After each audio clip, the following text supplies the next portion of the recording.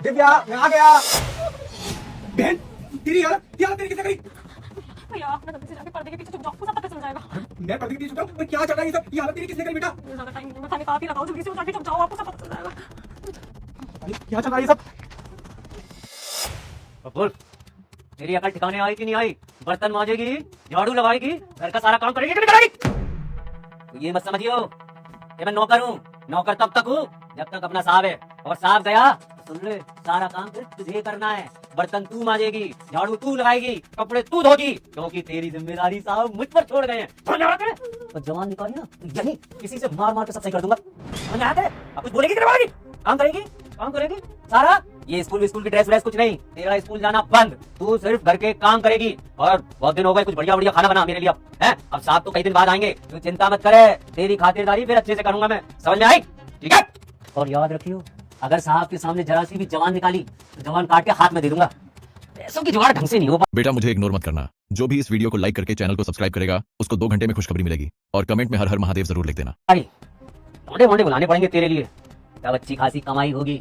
ये आर्मी वाले का घर है साला, यहाँ कोई शक भी नहीं करेगा और अपनी कमाई जम के चले। अच्छा तो तू ये सब करता मेरी बहन के साथ? हाँ, मेरे जाते ही तू उसके साथ इतना गंदा व्यवहार करता है, और तेरी ये सोच है कि तू मेरी बहन के लिए बाहर से लड़के बुलवाएगा, उसके साथ गंदे काम कराएगा। बेटे साहब, मैं तो इसको एक्टिंग करके दिखा रहा था कि एक्टिंग ऐसे होती है, नहीं तो मैं सफाई करने आया तो मैं तो डर गया था। ये किसने बांध दिया? अरे गुड़िया, किसने बांध दिया तुम्हें? बकवास करने की जरूरत नहीं है भैया, आपने अपने कानों से सुना ना सब कुछ, क्या कर रहा था ये, क्या बोल रहा था ये ऐसे करता है जब आप चले जाते हो तो।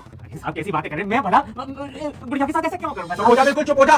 सब कुछ मैंने पर्दे के पीछे रह के सुन लिया है। अब मुझे समझ में आ रहा है, जब मेरा बॉर्डर से कॉल आया था, उन्होंने बोला था कि आप 2 दिन के लिए और जाओ, आपकी छुट्टियां बढ़ा दी गई हैं। तभी दिव्या ने मुझसे क्यों बोला था कि भैया आप जाने की एक्टिंग करो, आपको सच दिखाना, और आप 10 मिनट के अंदर दोबारा वापस आ जाना, आपके सामने बहुत बड़ा सा जाएगा। और उसके बाद पूरी हकीकत तेरी मेरे सामने आ गई। मेरे जाते ही मेरी बहन के साथ ऐसा करता तू? नहीं साहब, ये तो बच्ची है, मैं कुछ ऐसा क्या करूंगा साहब? आपको गलतफहमी हुई है। आपने जो सुना था ना, ये अपने स्कूल में एक ड्रामा करने वाली है, वो बस मैं साहब इसकी मदद कर रहा था। अपनी फालतू बकवास बंद कर। सब कुछ मैंने सुन लिया है, और तेरी मेंटलिटी भी जान ली है कि तू मेरी बहन के लिए क्या क्या सोचता है। उसके लिए लड़के बुलाएगा, हाँ, उससे घर का काम कराता है तू। बहुत बढ़िया, तू तो अच्छा है कि सही टाइम पे मेरी बहन ने तेरी पूरी की पूरी इज्जत मेरे सामने ला दी, वरना तू तो मेरी पीठ पीछे मेरी बहन का क्या हाल कराता, कितने लड़कों के साथ एंजॉयमेंट कराता। नहीं साहब, मेरी गलती हो गई।